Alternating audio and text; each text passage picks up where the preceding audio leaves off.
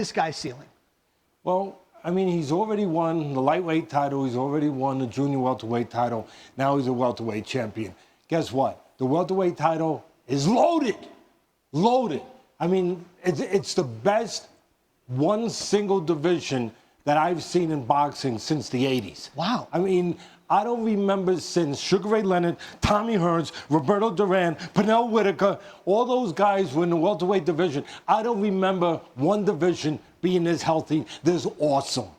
He's got some work in front of him, but nothing is beneath him. Nothing is impossible for Crawford. He's a special kid, but he's got to fight. If he wants to get the belts there, Spence, he's a monster. Yeah. He's got to fight Thurman. He's a monster. I mean, he's got some serious guys. Now, I got a chance to, when I woke up this morning, to read some of the comments from my video last night. Now, I'm no stranger to this. You know, throughout the hundreds of fights that I've covered, throughout all of every single televised fight, in fact, of Terence Crawford, you know, I cover fights, so, you know, sometimes your videos are going to rub people the wrong way. So when it comes to the 147-pound division, he is now in the shit. He is in the mix. WBO 140-pound champion. You have Danny Garcia, who's supposed to be taking on Sean Porter for the WBC championship that was vacated by still current WBA champion Keith Thurman.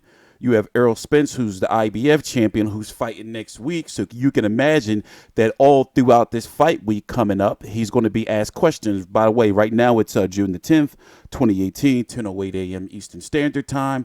I'm TstreeT Controversy. This is TstreeT Controversy Live.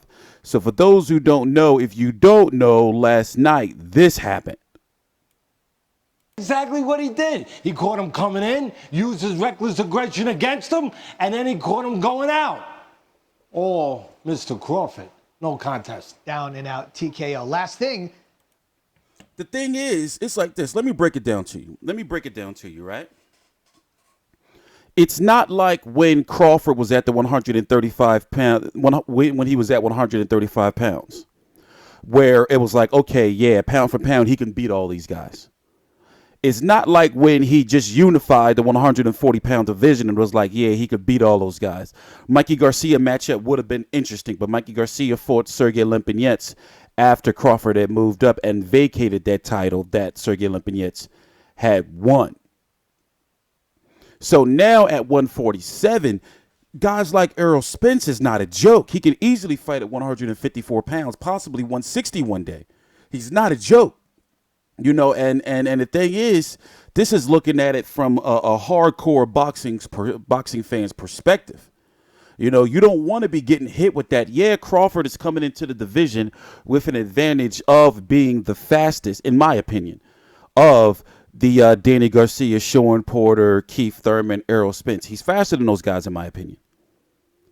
So when it comes to, you know, overall boxing ability, Danny Garcia surprisingly has a win over him in the amateurs. But overall boxing ability, you would think that if you would have singled it out, that Terence Crawford is an overall better boxer. We're talking about boxer, finesse, able to do, you know, not considered one-dimensional. He's able to do different things. Like, for example, he fights majority of his fights, all of his fights as of late, southpaw, which makes me wonder if, you know, like, are you really just a southpaw fighter who just fights right-handed sometimes now? But he has all these different fundamentals and tricks in his bag.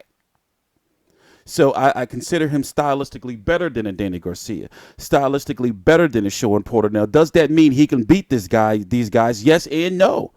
Those guys can possibly beat him too because of that power. You know, this is the cap. Can you picture Terence Crawford fighting at 154 pounds? Yeah, maybe someday in the future in some type of situation where it's a catch weight at like 148 or 150 or something, and he captures a title, some shit that way, but not as a ending spot. 147 is looking like where he's going to be for a long time. Now, he did say to Bob Bram that he wants the big names. But the big names are going to call some promotional shit. For example, Guys like Danny Garcia, Keith Thurman, Errol Spence, the guys that Sean Porter, we've been mentioning, even Adrian Broner, they fight on Showtime. Showtime is paying them big money to keep them fighting on that network. ESPN is investing very heavily in Terence Crawford. Can you imagine a co-promotion with ESPN Plus and Showtime? It don't make no sense.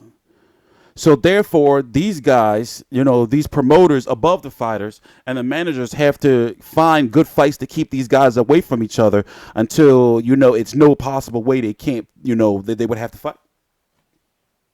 It's crazy, but that's the way it is. That's the way it is. The super fight in the 147-pound division is Terence Crawford versus Errol Spence, right? Yeah, Terence Crawford versus Keith Thurman would be good. Danny Garcia, Sean Porter. But we want to see him versus Errol Spence. And will that happen? You got to think his next fight, Crawford, right? It's his top rank on ESPN, so they're going to milk him. ESPN Plus, they're going to milk him. So they want to keep, the political stuff down. So I see a guy like Jose Benavidez being next. Makes perfect sense. It's perfectly in the playbook of, the mannerisms when it comes to making fights by top rank, And then, maybe, see what's going on out there with somebody else who's available, whoever the WBO decides to appoint as Terence Crawford's mandatory. Because when it comes to Bob Arum, Frank Warren, and WBO, it's be some shit going on there. But this is what I want you to listen to. Listen to this. This is Jeff Horn's team yesterday at the last night, actually, not even 10 hours ago, 7 hours ago, 8 hours ago at the post-fight press conference. Basically, they're talking about Jeff Horn getting a rematch or wanting a rematch. Listen to this. A little bit of speed off out of the feet, and it makes a difference. Just the referee stopping the fight at 2:33. He's now 33 and 0. You would have liked to have gone a little bit longer. Probably plenty of people. Absolutely. I really felt. That's a massive decision for you to make. There were a few people around, to be honest with you, that thought it was time. What would you say to that? I didn't feel it was time because I knew that Jeff still had the energy and the power to finish him, and I thought that he was still very much in the contest. So even though, as I said, I'm not saying, yes, Terence was winning the fight, but I just felt that Jeff was still in the contest. If I didn't think he was in the contest, I'd have been the first to stop the fight. But I felt he was still in the contest. Anyone seen the scorecards from the judges? Oh my God! 72, Dino. What's that? Who is this reporter? Anyone see the scorecards? Okay. Yeah. All right.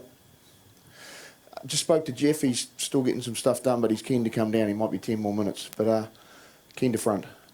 He will be here, and yeah. Look, the family were very upset. But let's go look at the 147-pound division so I can break it down to you a little bit. This belt, Keith Thurman, it's vacant. It's vacant. By the way, watch a little bit of this. Now, Errol Spence is not fast. He's not as fast as Terence Crawford, but he is fully established at that weight, and his punches mean something.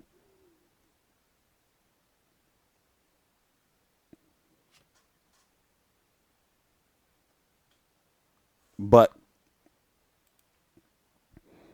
you have Danny Garcia versus Sean Porter, who's supposed to be fighting sometime in September, late August, September, but it's looking like, the second week or so, the first or second week or so in September. I'm thinking they're trying to avoid Labor Day, whatever the case may be, right?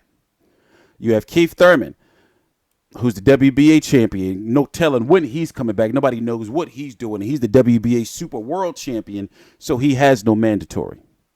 You have Manny Pacquiao taking on Lucas Matisse for that underling title. And rest assured, the winner of this will be ordered to fight Keith Thurman when he returns.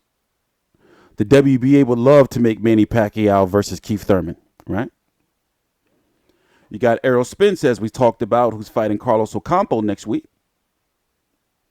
And then you have Terence Crawford. I got to change this. Terence Crawford, who's now the champion. So when you're a champion, you have to fight somebody in the top 15 of your sanctioning body where you're champion at. So these are the only names he could fight. And I wonder why Jose Benavidez isn't on here. I got to fix this.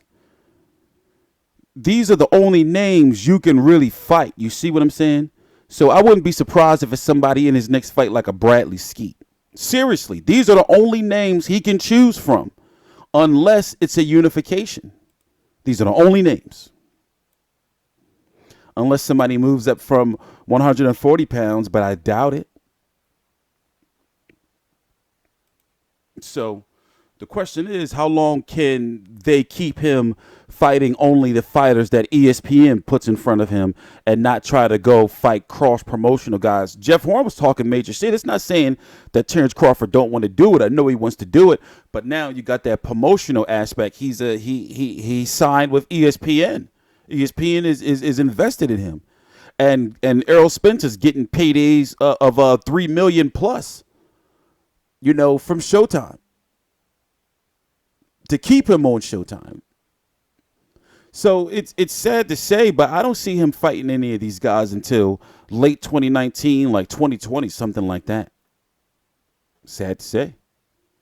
But Jeff Horn now, where does he go? I don't know. You know, he got hard, but on that level, he couldn't compete.